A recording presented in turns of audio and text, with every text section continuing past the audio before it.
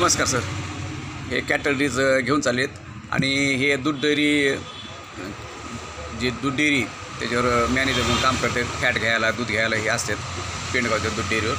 तर हे cattle DS तुम्ही बऱ्याच दूधधारकाला दिलेले, तर त्यांचे काय मनोगत, त्यांची काय इच्छा आहे, म्हणजे त्यांचं जे उत्पन्न वाढे नाही वाढे, जनावरची प्रकृती कशी राहते, त्याचं फॅट हे किती वाढते. आता तुम्ही रोज माप घेतात ना त्याचे आणि डिग्री तपासतात त्यांचे काय ते असतं ते एसएनएल का काय मध्ये ती बी. तर कसं काय राहिलं त्यांचं? ते सुरुवातीला हे कॅटरीज जेव्हा मी जे अगोदर तुम्ही देत नव्हतात त्याच्या अगोदर त्यांचे किती येत होते फॅट आणि ते डिग्री काय येत होती, आणि आता हे दिल्यापासून किती कसं यायला? एखाद्या दुधाकडे समजा आम्ही 3-5 फॅट पडतो, पण त्याला आपण सांगितलं हे असं कॅटरीज आहे, गाईचं आरोग्य चांगलं राहतं, तुमचं 1 लिटर दूध वाढतं, 1 ते 2 लिटर दूध वाढतं. विशेष म्हणजे गोचिडाला सुद्धा बळी पडत नाही, जनावर गोचिड मुक्त होते.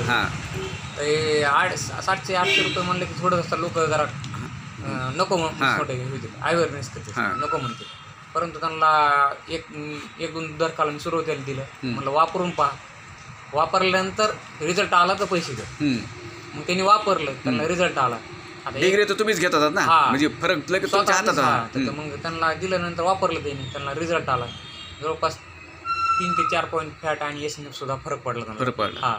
मग निश्चितच रेटमध्ये सुद्धा त्यांना वाढ आली. मग अशा पद्धतीने त्यांना 10 ग्रॅम दररोज वापरायचं म्हणजे काहीच नाही. मग 10 रुपये रोज सरासरी खर्च येतो. मग हे यातून त्यांची मग जरी 1 लिटर जरी वाढलं, समजा म्हशीचं दूध आपण धरू, समजा आपल्या गावरान आपली खेड्यातमध्ये विकते, समजा 60 रुपये सरासरी विकते, तर 10 रुपये खर्च केला आणि 50 रुपये त्यांचे एक्स्ट्रा नफाच राहिला.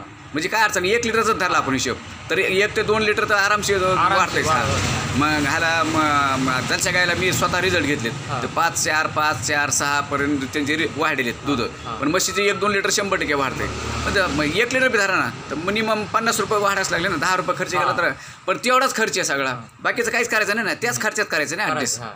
मग अशा पद्धतीने लोकांना बी त्याला म्हणजे कळून आलं किंवा ह्याच्यामध्ये निश्चित काहीतरी रिझल्ट आहे आणि आरोग्यकारक विशेष म्हणजे केमिकल आणि नैसर्गिक दूध तयार व्हायला, केमिकल मुक्त दूध आहे, सर्टिफाय आहे, IS आहे.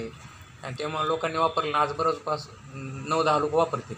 आता बाकीचे दूध धारकन काय अशा पद्धतीने मग असं लोकांनी एकमेकांना समजा विचारलं, आता आपण सांगण्यात नाही तर लोकांनी एकमेकांना अनुभव वापरल्यानंतर शेअर केला पाहिजे. तर तेच मी त्या लोकांचं सांगतो. मग अशा पद्धतीने लोकांनी वापरलं. तुमच्या डेअरीवर झालं का शेअर कोणाला? शेअर केले. जवळपास 10-20 लोक वापरायला, म्हणजे आता स्वतःहून मागणी करते तेव्हा कॅटलरीज आणा. पहिले तुम्हाला बळच सांगायला होतं. आता हे मी चालले तर लोकांच्या मागणीनुसारच चालली. अशा पद्धतीने ह्याने डेअरीवर चांगल्या पद्धतीने शेतकऱ्याचा फायदा करून दिला आहे.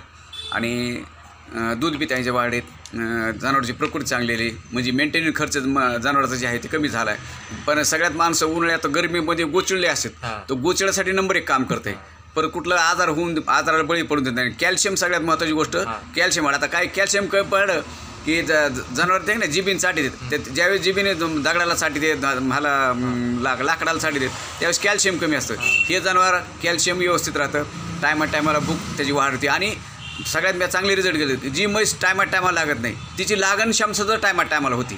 तर अशा आणि गोचिड मुक्त जे आहे ते गोचिड जर असले तर दूध सुद्धा कमी निघत.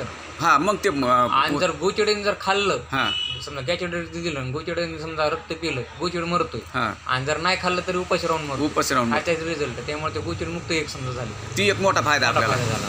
धन्यवाद तुम्ही चांगली माहिती दिल्याबद्दल. आणि तुम्ही स्वतः अनुभव घेतलेत, व्यवस्थित अनुभव घेतलेत, आणि तुमच्या हातात रिझल्ट आहेत तुमच्या. तुम्ही शेतकऱ्याला व्यवस्थित समजून सांगितलेत.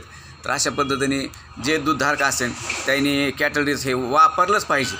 तर आपल्याला आपण बी घरी लेकरं बाळ खातात ना, तर केमिकल मुक्त दूध आपल्याला खायला भेटेल. आणि ज्याला देतो आपण त्याला बी केमिकल मुक्त द्यायला लागत ना. तर आपलं विजनच आहे की केमिकल मुक्त अन्न आणि केमिकल मुक्त जीवन, हे धन्वंतरीचं विजन आहे. धन्यवाद आल्याबद्दल, माहिती दिल्याबद्दल.